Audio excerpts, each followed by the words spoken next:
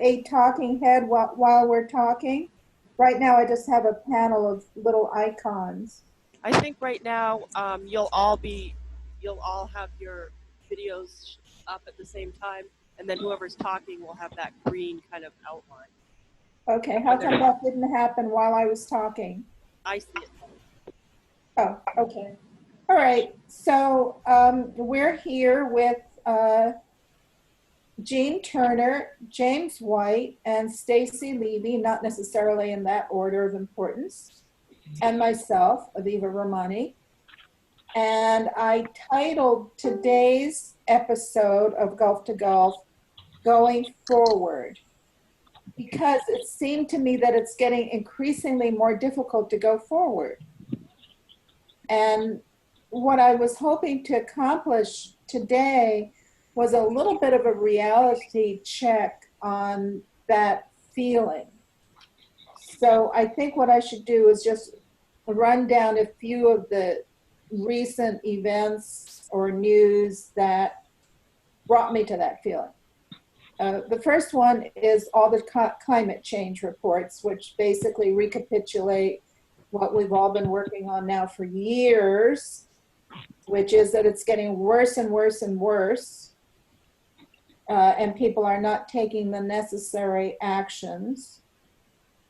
And in France, when Macron tried to go forward, perhaps he did it the wrong way. In any case, he met a lot of resistance.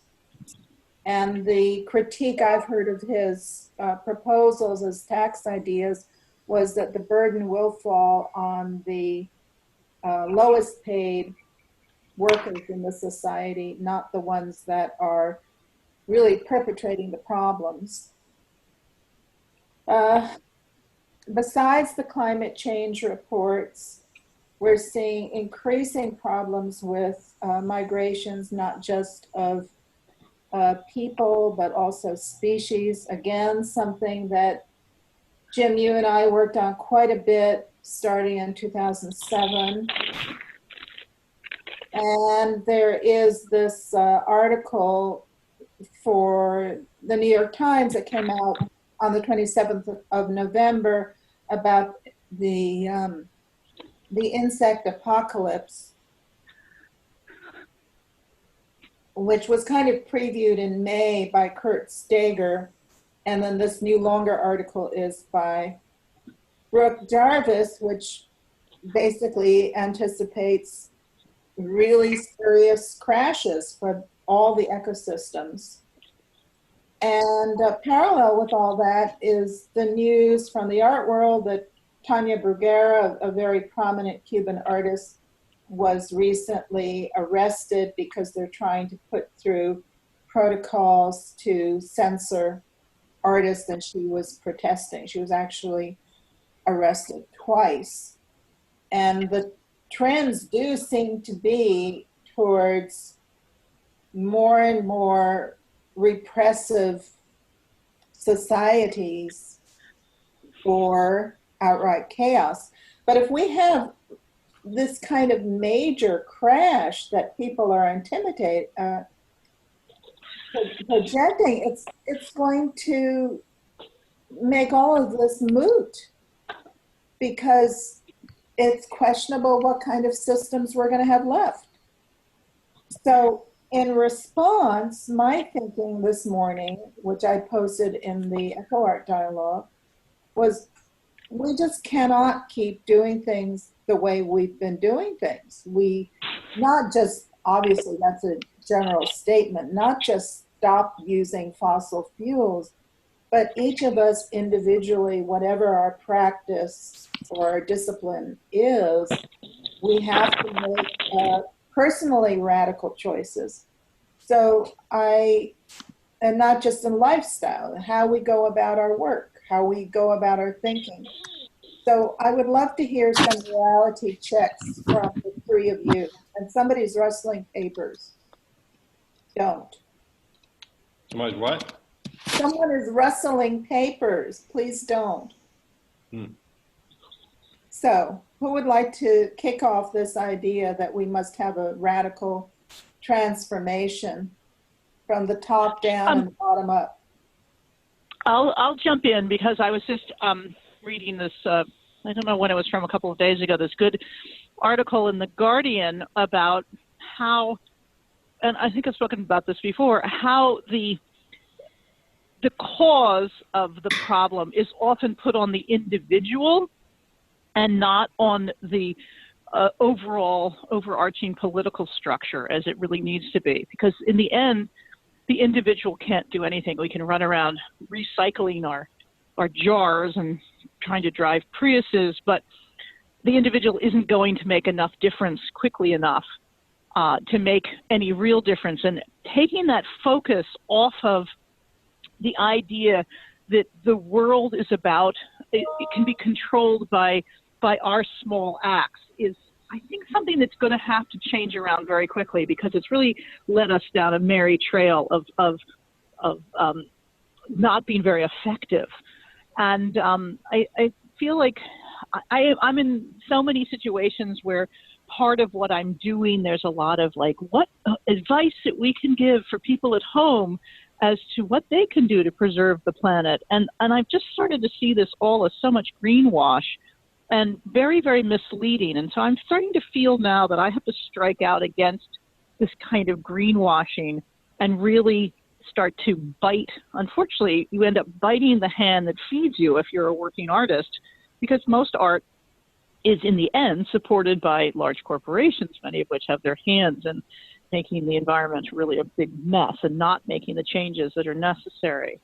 So I'm starting to think of the idea that we should brainstorm about new ways of approaching this narrative about what needs to change, because I think the what needs to change has been made into this individualistic focus, and it needs to go to a larger political focus. I totally agree with you, and perhaps I should reframe what I said. I did not mean that each one of us in isolation needs to change what we do. I agree that it has to be a collective process. I was just part of a performance yesterday that recapitulated the feminist manifestos of the 60s, 70s, 80s, 90s. And one from 1969 from Red Stockings basically said, we cannot solve this individually. They were talking about sexism. It must be absolutely collective. It must be the entire society. Well, that got us really far. And I know. And this is the issue. It's like, we got to rethink. I think it's sort of the time to think how this message needs to change. Well, another thing, and how we do it. I'm confused as all get up on this one. Very frustrating. Somebody else, and I can't remember who wrote this, recently said something to the effect that the reason we have the kind of inertia we have is that those people who are privileged, white, male, supremacists, or however you want to describe them, simply are not going to make any radical changes. They might tweak a few things around the edges, but those who are in power, whether they're corporate systems or Republicans or whatever, have no intention of changing anything major. Right, that is true. Why would they? There's great comfort there. Yeah. So this is a problem.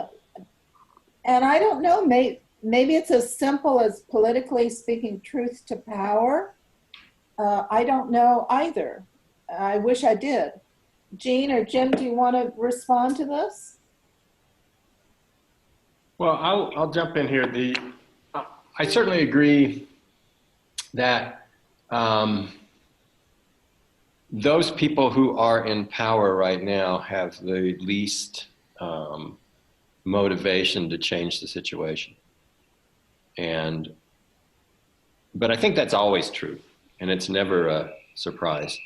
I think change is always requires disruption of some kind, but that doesn't mean that things don't change. I mean, things change all the time. Disruptions occur all the time. My sense is that there's that particularly the climate problem is one that brings together a couple of issues that slows things down to some degree, but not to a great degree. I mean, if you look at, I think we've talked about this before, if you look at the how long it took us to get a warning on cigarettes, or how long it took us to get lead out of gasoline, or a number of things that we knew right away this was a bad idea. And at least within a few years, we knew it was a bad idea. And yet it took a long time to actually deal with the problem. I don't know whether that's just a human trait, and climate change is one of those problems, or whether there's anything terribly different or special about climate change. Honestly, my inclination is that no, there's not anything terribly unusual or special about climate change, other than it's a problem that has a lot of inertia to it. The planet forces upon us this physical reality that climate is not an easy thing to change, but once it's changed, it's not an easy thing to put back.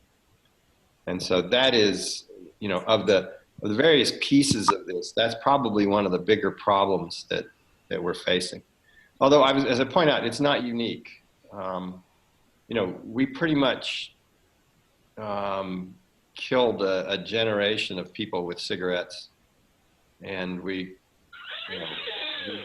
contaminated a generation of young inner city kids with lead, and that that has legs. That will continue to be a problem for some time in the future, health-wise. Well, what about this insect apocalypse? Couple of articles. I didn't read it. Gene, do you know anything about that? Well, several places have had wide results from a wide sweep of insects, geographically over a large area, and they've seen huge declines, not 10%, but 75% in one to case. 97%. Mm-hmm. Insects have declined, and of course with that birds and of course a few remaining ones may be a higher density, but that New York article, I think, was the one that said that they recalled how you couldn't find fireflies on your windshield as you went across the road anymore through the landscape, things like that. And of course, those are small changes happening over a short period of time, but over 10, 20 years, all of a sudden they aren't there and you don't notice the change. So, yeah, that's it in a nutshell. The percentages of decline are really staggering between, say, 1989 and 2013 and more recent. And the projections implied that we just won't have insects, period. We won't have pollinators. We won't have food for birds and fish, on and on and on. Well, it's not an either or in terms of having insects or not. It's just that you won't. The whole food chain.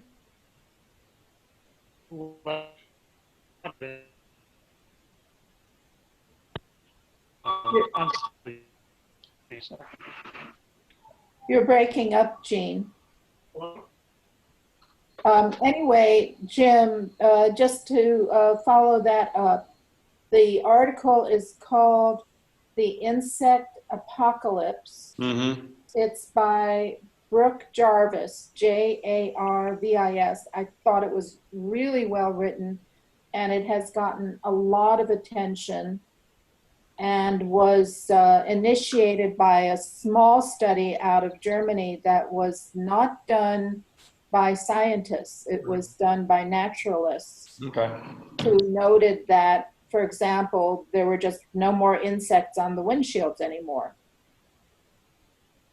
Yeah, that was a citizen science effort that they did, and which is actually becoming really good databases for most of these studies, or the citizen scientists who are kind of keeping tabs on things. Right, do it yourself. Which I view as a hugely positive development, by the way. Yeah. Oh, yeah. seen one myself. I think we It all does are make here. me think, though, and this is a very, I mean, just sitting here sort of wondering and having this very nice sort of room to wonder into.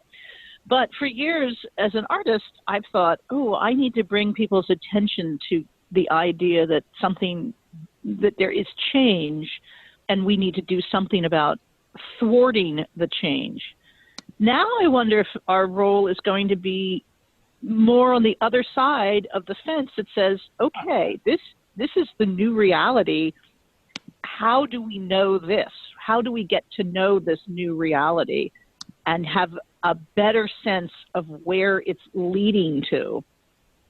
Because I don't feel like I'm able to stop it, but I may be able to just wave a flag about how we're going to deal with it once. I mean, it's already happening. We've had the Stacey, are you talking about adaptation? Yes, I'm talking about what sort of adaptations will be made and how they need to be, and as artists, as translators, how we need to sort of translate the perception of those necessary adaptations. Well, let's just go back to this insect Armageddon or apocalypse. Just from the scientists, Jim or Gene, theoretically, because Jim, we did this about migration, just how dramatic human population was going to be. Let's project, if we really do lose most of our insects, according to the article, it looked like we might have 7% remaining of the whole insect population. If we not only cannot retrieve those species, but lose the last 7%, what kind of Earth do we need to adapt to? Well, as a paleo environmental scientist, I would look back at the history of the Earth and ask your questions in that way. Right. And sort of the first observation is that we never lose them all. We've had, the same insects in through evolution, for a long time, billions of years. And so I don't anticipate that we could wipe out insects. There have been really incredible die-offs in Earth's history. So extinctions exist. And that is a reality. Whether or not we're in the middle of an extinction right now of those kind of magnitudes, I don't know. In some ways we are, in some ways we're not. In what ways are we not? The magnitudes of all species.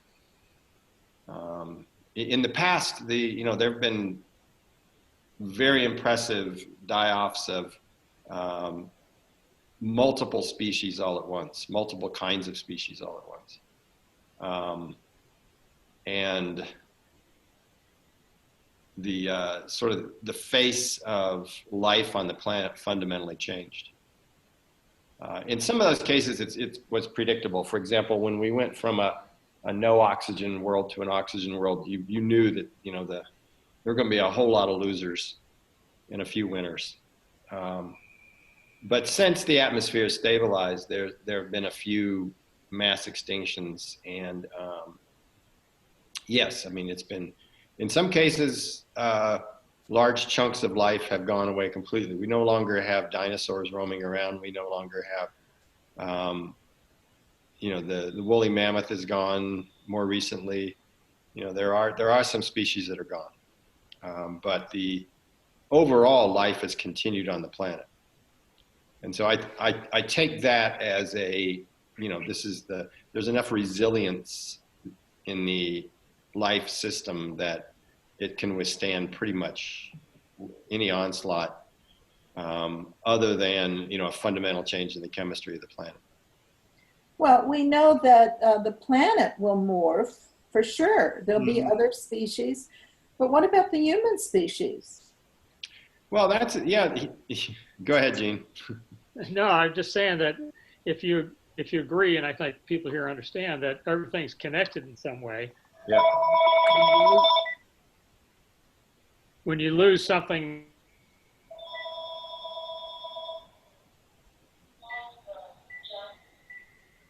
so the humans, so recently at least, have taken the environment as a platform to use and abuse and so forth, without regard is it stable for their personal kind of enjoyment, where in fact they have to have a relationship with it, which is the strain we're going to face as we lose some species. We're going to lose other species. For example, birds are the obvious one, but there are many other species, and those have all connections to the economic system that is dependent upon the natural world.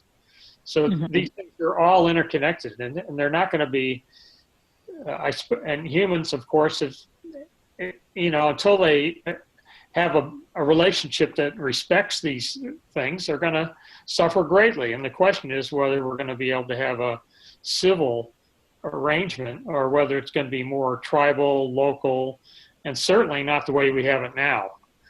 Well, I won't talk about France, but I mean, we have to, the individual does have a role to play in all this, but it's totally insignificant compared to the collective role that those individuals have to have as a group. I mean, the group only exists because individuals participate. Yeah. So, obviously the individuals have to be encouraged and be possessive of that group activity. We can't abandon that, and we have to learn. I think most people here are still struggling with how do we do this? How do we have relationships with a group? How to, like the smoking laws Jim just went through and others, how do we relate with each other? And how do we deal with the uncertainties and the risks people perceive, usually falsely, about working with it? And how do we respect it when we don't agree? I mean, it's a very unusual. We don't have that in our culture, basically, for the most part. We have rules. Well, I think what you're saying, Gene, is that we don't have the adaptive capacity. Well, right now I would say it doesn't look like it, but I'm willing to try. This class that I have right now, for example, for the first time, maybe I said this last time, but has decided on their own, spontaneously, so to speak, to do a group activity. It was the whole class did their project as a group, when all other classes I've had over the years have done it as an individual or groups of 2 or 3. And I didn't force them to do this. It just I just watched it arise. It was really cool. But I mean, they all had to grapple with, and we all are grappling with, how do we work with groups? It's very, very different. Yeah. It is. I do believe that there's a great deal of adaptation that we will indeed do. And if you think about, there are no actual dinosaurs of the magnitude, the size and scale, but I was watching some very small dinosaurs on my lawn today in the form of birds, so that things change a great deal, and those that can change will survive. I live on an 80-acre farm in central Pennsylvania, in the Ridge and Valley area. And I can really watch bug counts, insect counts go up and down. And I'll say that, yes, we have many less things like praying mantises and certainly less monarchs, but we are having an influx of fleas and ticks to the amount I have never in my 25 years here seen. We used to have none of those, and now my dog comes home with every walk is a 40-tick walk. So some things will always manage to adapt. Of course, it's rarely the thing you want, but if you adapt to those things, if you were a woolly mammoth eater and you liked your steaks, you're going to have to learn to have a breast of chickadee later on, because your large fauna are going to turn into something else. And so there's going to be a sort of radical adaptation. The only problem is that we also have compassion, and the people that aren't able to adapt, mostly due to finances, are going to be completely screwed. And that's where the real rub is going to be made very visible in our cities and in our countrysides when water runs out and certain species, and when you can't pollinate your cornfields, that's wind pollinated, but your apple orchards, what will happen then when there's less food and less water to drink? So this is a completely non-scientific observation, because I'm not a plant or animal scientist, but I forgot who I was talking to about this, but I made the observation that when you have a disturbance in the plant community, the first plants that move in are typically the least desirable plants around. They're weeds, dandelions, thistle, all that kind of stuff. I think the same thing happens in the animal kingdom as well. Mm-hmm. That you have disruption. Look what's happened in the ocean. We have a plethora of squid and jellyfish. Yeah, fish that red algae. And red algae. And so it's not as if I don't know if this is true, but if you just added up the total amount of biomass, maybe it hasn't changed. But it's definitely shifted from biomass that at least we thought were more favorable to us to biomass that is less favorable to us, more like weed species. Well, I wonder if you could argue that those colonizer species are actually just simpler species. And the casualties. I don't know about that. I would turn to Professor Turner and ask that question. Okay, Gene, what do you say? So you're talking about harmful algal blooms, basically. And when I give a talk, I say, predicting which one is going to be harmful, which isn't. They're not. There's no taxonomic group. There's no size group, and it's like trying to predict the behavior of teenagers. You don't know that something can happen, but you know that what exactly will happen, but it's going to be difficult, probably, and it's going to be something you hadn't expected. Exactly. And since we have only go through parenthood once, for most of us, it's really an unusual experience. So you have to have patience. But is there anything to what I said, that the simpler species tend to survive more easily than the more complex, sophisticated species and systems? There are all kinds of, some of them have cysts that only form under certain conditions, and we haven't been around long enough to see them. Some are forming cysts that then go to the bottom for 50 or 100 years and then all of a sudden explode under the right conditions. It's just an amazingly diverse, and the word simple, for example, isn't really adequate. You might say that the smaller ones are faster reproducers just because of size and, volume relationships. But, so that's maybe something like bacteria will grow faster than viruses grow faster than bacteria, grow faster than algae as a rule. But that's about the simplest one I can think of. And it's totally different every place. These things have grown around for eons, figuring out the little niche they need to survive. And all of a sudden they're given these very unusual modern situations and they just explode because it's great for them. Mm-hmm. And they don't have raccoons and possums, who are doing wonderfully well, even in very urban areas. The herbs is alive with all sorts of what are referred to now as trash animals who are doing exceedingly well. Feral cats, another set of animals that are succeeding in difficult situations. One of the things that I do notice about plants, and for years I was a forester to pay the bills, is that, nature indeed does not love a vacuum, and something does always come to fill up the hole.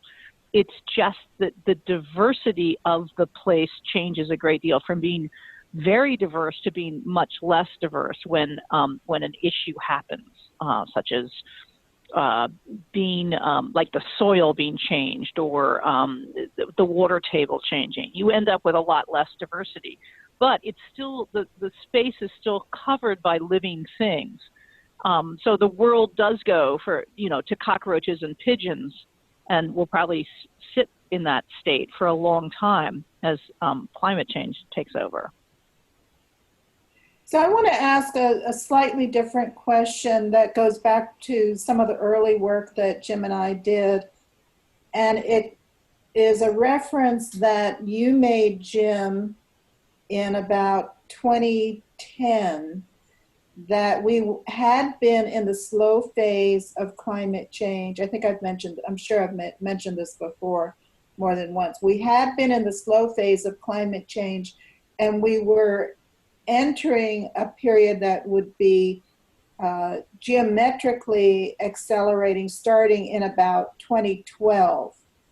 And it has seemed that things are accelerating. And as you know, we did that webcast a few years ago on Ian Dunlap's projections of population crashes, that his projection was that by 2030, there would be a crash from 11 billion to 2 billion people because of all the variables caused by climate change precipitated by fossil fuels.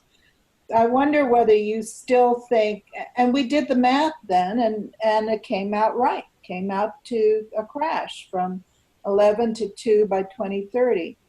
I wonder whether you would still agree with those informal projections. I don't know. Honestly, I don't know. There's certainly a potential for a large nonlinear collapse.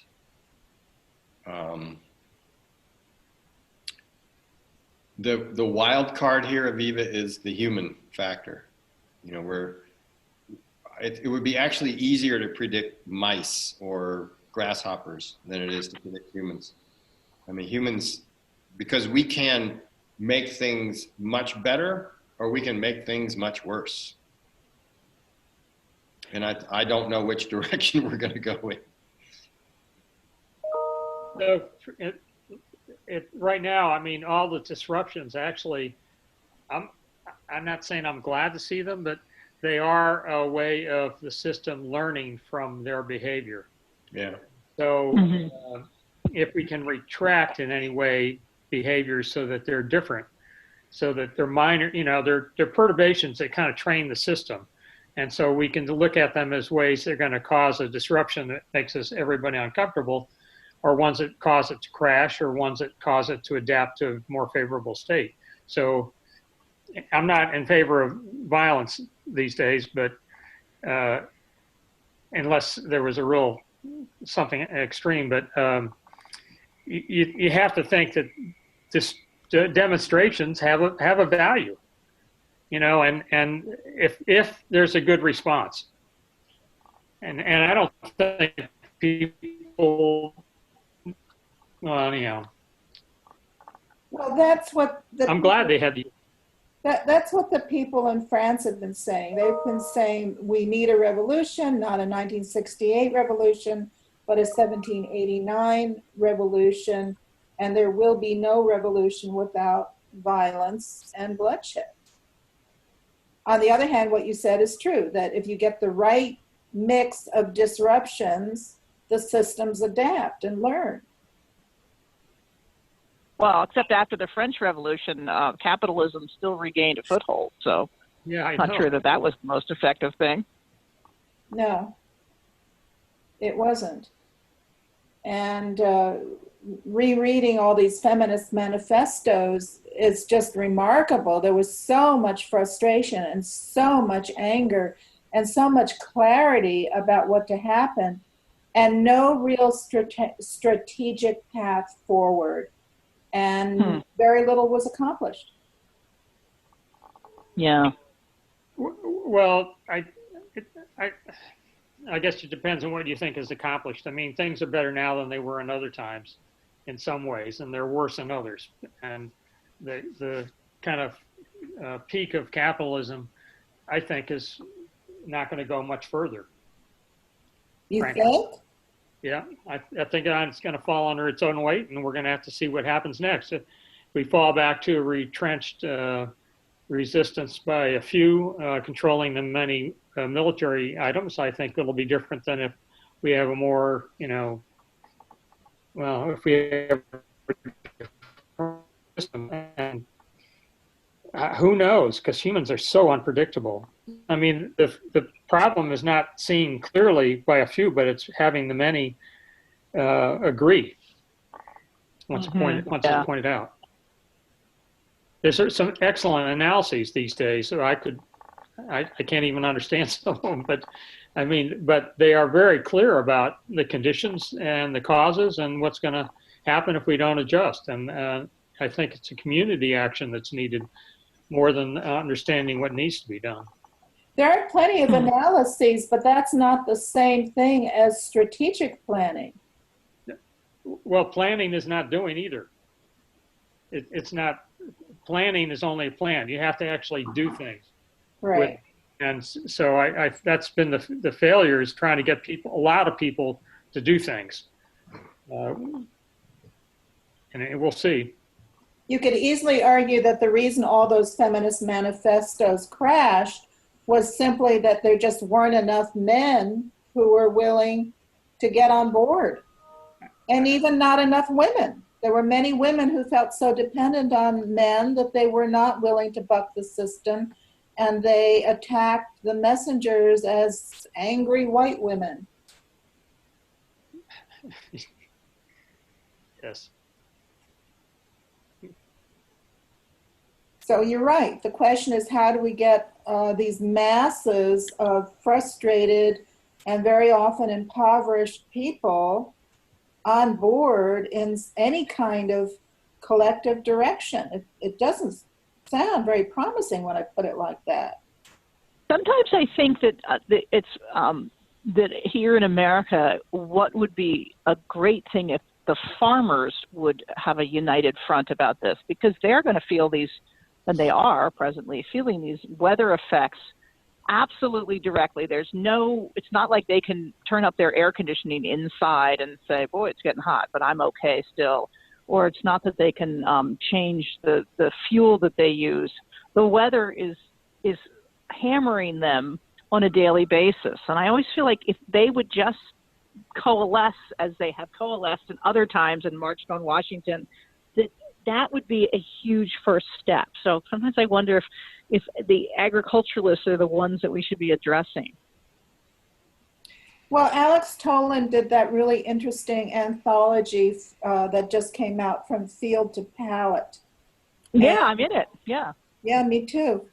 And her basic premise is that soil is the answer. And there are all these different strategies to create good soil.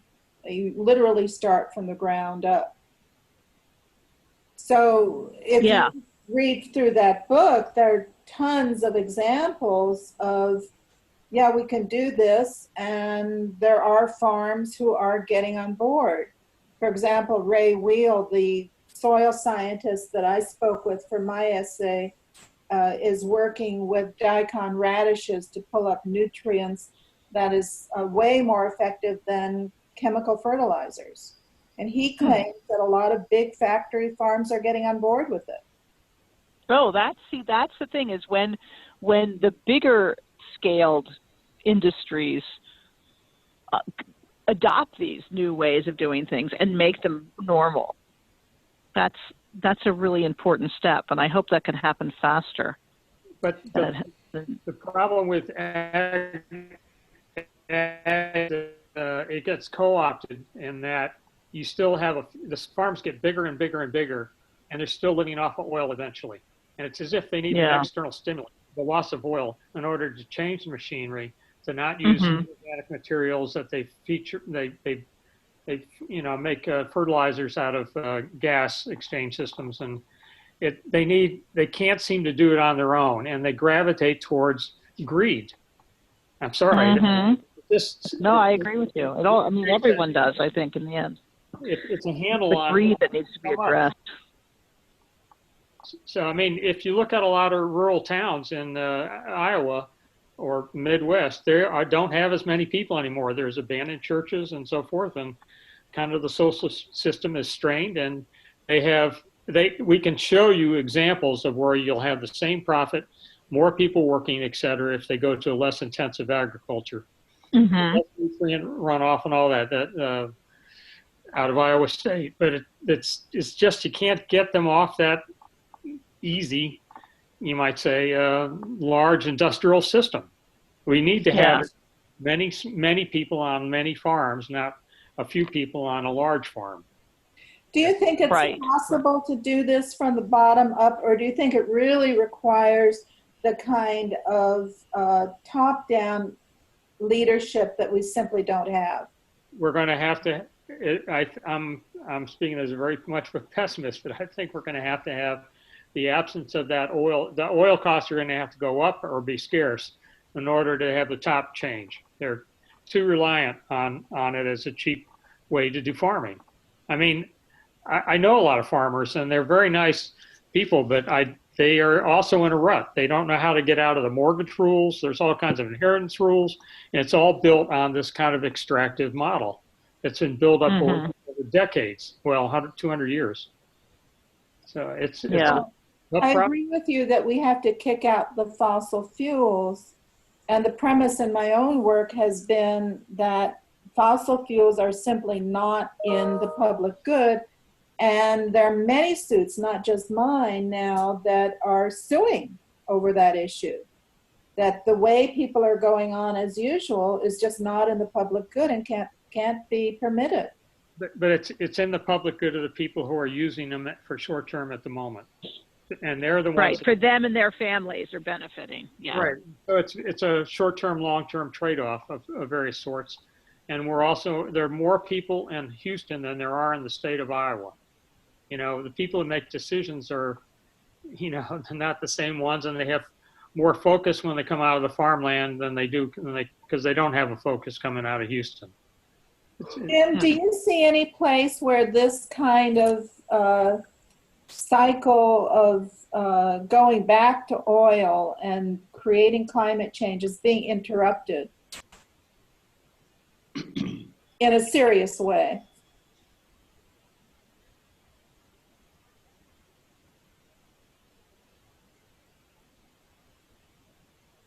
I certainly can't think of any examples. I'm trying to think of any communities or any countries that have embraced alternative forms of energy at a high level, you know, 60, 70, 80%. And while there's Germany hasn't gotten to that. No, there's some communities that have, but they are still then reliant on, you know, gasoline powered cars and things like that. So no, it's, you know, we're still at a point where fossil fuels are, you know, around the world are like 80%, and in industrialized countries an even higher percentage of our energy source. And at that level, it's hard to go from an 80-20 to a 20-80 kind of. And Germany is very dependent on natural gas. Yeah, you know, in a catastrophistic, that's not a word, but you know, I like a good train wreck. I like it though. Catastrophic, I think. But it's a catastrophist point of view. You know, they're relying on natural gas, but they're getting that natural gas from Russia, and that relationship is fraught with political problems. And I can certainly imagine a day coming in the not too distant future when much of Western Europe fully embraces alternative forms of energy because they have to. Because not doing that puts them in political risk as a. Well, last I heard, as of yesterday, Trump's plan was to open the Arctic refuge before the Democrats take their seats to ensure that that pipeline stays open. If that happens, I think we're in very bad shape. Well, he can do that, but there are practical reasons why getting oil out of the Arctic is problematic. Number one, there's not that much of it, particularly given our appetite today. And number two, it's getting harder and harder to get it out of there. The once reliably frozen roads are no longer frozen reliably. So, and building in a landscape that is melting is a difficult thing to do. Well, the last I heard, the projections were financially that there was no way to outweigh the cost of extraction with whatever would be profit. But the other part of the puzzle is that the banks don't seem to care. The banks are willing to finance this kind of extractive destruction, whether or not the logic is there. And so really you could argue that what's driving the problem right now are the banks and their insanity. Yeah. That is true. Did you hear about this extraordinarily small group of probably one or two people? She was from a Quaker community, and she kept going to PNC Bank meetings because of the mountain topping that the PNC Bank was supporting. And she was trying to bring attention to the fact that the bank was supporting a terribly illogical and destructive form of extracting fossil fuels. And it took her a good 2 years, but finally PNC dropped their loaning money to mountain toppers and the companies that do that. I heard about that. Yeah, it was really, and it was and she had to really gauge her fight. She chose one bank and went after them and went after them. She had a great logo. She morphed their logo slightly so it had a mountain being flattened out as part of the N. And she went to board meetings. She often got kicked out of board meetings, but she persevered. And finally, they just couldn't stand this gadfly anymore, and PNC changed its ways. So it's given me a sort of sense of almost like how we need to act. It's almost like you have to figure out your prey and chase them down until they relinquish their greedy use of the planet. And maybe that's, what we all should be doing. Instead of this sort of more generalized, half-hearted push that we all feel compelled to do, I wonder sometimes if you need to locate your prey and go after them. I think you're right. And that's certainly been my theoretical premise for a couple of decades now, that you can identify a trigger point. You have done that, yeah. Which is really small, but somehow really key. And the whole trick is to correctly identify that point. It sounds like this woman did. Yeah. I'll try and find this article and send that to everyone. Yeah, but it was. So, Jean or Jim, can you think of instances where this kind of process has worked? This kind of dynamic where something small has been identified and then pursued till captured and killed? Well, I can think of the two kind of metaphorical examples, which one is the Bette Midler reference to being in bed with a mosquito. It doesn't matter how small you are, it can be quite a nuisance.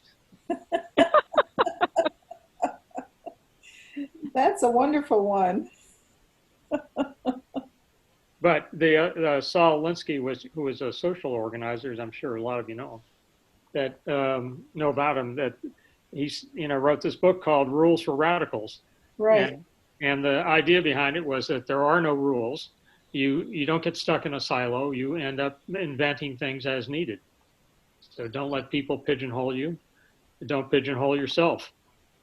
And it has been pointed out that Trump took that book and applied it. Oh, interesting. So now the question is, can we learn from Trump to take the argument a little bit further? That's radical thinking.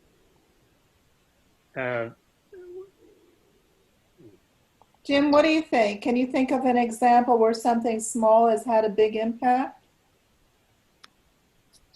Jim doesn't show up on my screen. Yeah, I think we may have lost him. I do think about Rachel Carson and the use of DDT with her book Silent Spring. Right. Which she was not, that wasn't the only thing that she was thinking of at that time. She was really wrote about the ocean more and sort of more of a nature writer. But that book really did change everyone's perception.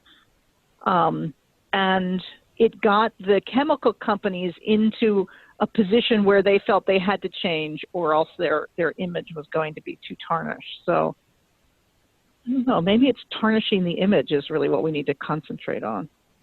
Well, I think you put your finger on it that she identified a identifiable chemical that was causing identifiable quantitative harm. Yeah. And then really other people could be the ones to go after it. Right. She didn't say all chemicals are bad. I mean, there were some, but she was specific, and that refinement is an interesting thing, which does get you out of the like, oh, I recycled my peanut butter jar and I turned off the water when I was brushing my teeth, and more into something that really has some teeth behind it, right. Where you don't, you go out and you don't support something and you carry a sign outside of its doors, or you write to your newspaper or to your blogs or whatever. It makes me wonder if that's just this, like, putting a finer point on it may be the next method that needs to be picked up. But she had just a plethora of data points that she knew really well. And then she wrote well, and she also had support from, I think, the New Yorker. Yes. Yeah, because they published the first one. Yeah. She had the platform personally. She had support. She was determined as hell, and she had a lot of data points that she really knew, and she could choose the ones that, made the best story. It wasn't like she was finding something out of the dark, and she also had working within the context of people through denial and denial and denial. It wasn't so much denial. They just didn't know all this thing was happening. And, right. And it's different from climate change, which has got also plenty of data points. But a lot of people, say, oh, it's happening. Now, what are we going to do about it? Well, then that's when it falls off the shelf, is doing something about it. Well, it's interesting because, as you said, she was a really good writer. And she somehow put all this data together in a way that was so compelling and so evocative, with an effective opinion maker platform that people got it. And somehow we haven't had that. Well, I think we do. We just haven't made it capture. But she was not like an outlandish person. She gave great, very calm, effective. But, yeah, but one of the things that she also, as Aviva was talking about this, it makes me see that instead of saying, oh my God, what are we going to do about this problem of birds of prey, of our hawks and eagles and other songbirds and other birds having a problem, what are we going to do? She said, this is what we do. This is where the problem, the source of the problem. And so I wonder, what it will take for someone to allow people to see that climate change has some sources, and those sources need to be turned off before anything will change. It's not about you changing your everyday activity. It's about a bigger thing changing, and everyone needs to turn and point their finger at that bigger thing in a kind of unanimous, almost revolutionary way to make them finally shut it down. Well, the issue, I think, is how do you identify the correct target? And then how do you literally pull the trigger on that target? Yeah. With 350.org, yeah, she did that so gracefully. With 350.org, they have a really simple premise. Well, we can't go above 350. But that's actually extremely vague. What do you do about that? There's no simple target in that. Yeah.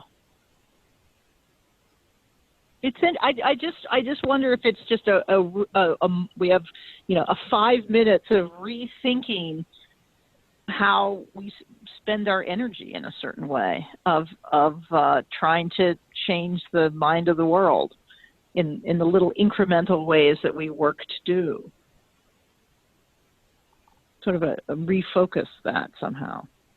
Well, I know for myself in my own work, it took me a long time to figure out that the present trigger point that I see is in the judicial process, and it's specifically in the definition of public good and the overlap between copyright law and eminent domain law. So I just go back over that and over it and over it. Am I right? Am I right? Can we go forward with this? What is the most effective way to go forward? How can I get the greatest platform? And so I see it as a continual reconsideration process. Yeah, that's true. And that is an extremely brilliant way of trying to make a difference using existing laws and looking at them again and seeing how they can work for you in a different way. Well, I think you're right that somehow we each have to identify what is the target and how do you pull the trigger. Yeah. And it's going to be very different for everybody. The context. That's right, because everyone has different skills, yeah. And also you can bet that given the resources, if you say it's another side, it's going to be investigating the same things and what they do ahead of time in order to blunt whatever effect we might be thinking of. So the one of the key things is to take the institutional framework, like you're doing, Aviva. That's one way that has kind of an embedded value. And then another way is at the other extreme is, and not extreme, but another place is lots of people that go through things in their daily life that understand what you're trying to do, maybe not technically. You know, the many with some minor influence can be a larger effect than the few with a lot of resources and, misplaced values. So I don't think there's any rule about this. But then let's go back to Stacy's earlier point. We just have a minute or so now. What about the problem of, okay, so then that's individuals acting. We still need some sort of a collective focus. Right. I agree.